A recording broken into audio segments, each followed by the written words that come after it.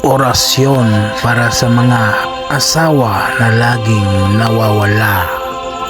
Lagi bang nawawala ang asawa mo? Hinahanap mo pero wala. Hindi naman nagtatago pero nasaan? Kung sino-sino na ang pinagtatanungan mo pero walang nakakaalam. Marahil para sa iyo ang mga orasyon na ito.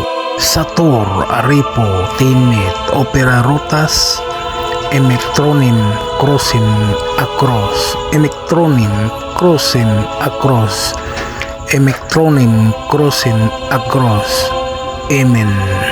Pagkatapos bigkasin ay ihip mo ng 3 beses sa isang basong tubig at ipainom mo sa iyong asawa na laging nawawala.